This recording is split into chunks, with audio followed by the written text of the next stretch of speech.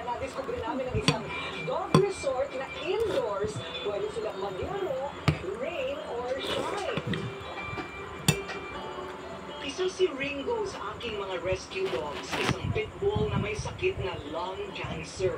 Noong kanyang birthday, noong 2023, ay nabigyan ko naman siya ng kaunting salo-salo. Gandahan. Siyempre ang kanyang mga dog cat kung saan na-enjoy nilang isang araw ng kainan at swimming. Sa isang animal shelter sa Pasig ko, pansamantalang inilalagay ang mga aso at pusa na aking nare-rescue. Gandahan. Lahat sila umaayos ang kondisyon at kalusugan mula ng makukup at nahahanapan ng mga bagong tahanan. Kung aso rin lang ang pag-uusapan, sino ba naman ang hindi nakakakilala kay Kabang, ang hero mula sa Batangas City?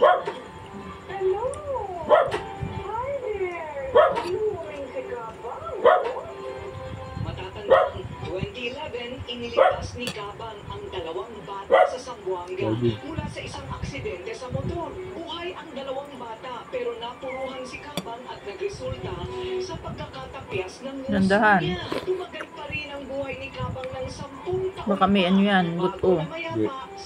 May buto yan ng mga ano. O, sabi na sa'yo may buto ay. O. Ayan o, may butong maliliit o.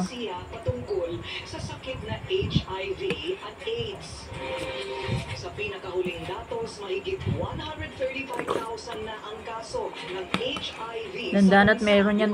O yan, ayun yung buto. Nasa 58 Pinoy kada araw ang nadadala. Tingnan mo kung may buto ha. HIV. Ang sakit na ito kapag hindi natutukan at napabayaan ay pwedeng humantong sa AIDS o acquired immunodeficiency syndrome na magre-resulta sa tuluyang pagkasira ng immune system at kamatayan. Maghihintay pa ba tayo na kamag-anak natin mismo ang mahawa dyan? Hindi ka na kailangang LGBTQIA para magkaroon yan. Hindi yan sakit ng LGBTQIA. Kung hindi mo alam alagaan ang sarili mo at hindi ka nagpapatest ng kusa, talagang kakalat at kakalat yan. Kaya, nariyan pa rin ako for awareness. Ilang sa mga people living with HIV ay nakilala namin sina Joros at Ares. Aminado sila, pareho na naging mausok. Pagdating sa Dandan at baka yun may buto. nahawahan ng HIV.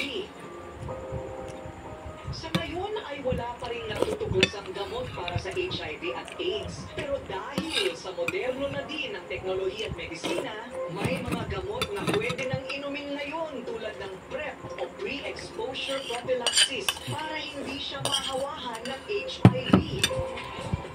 No, yung tubig mo. Lagi kong sinasabi.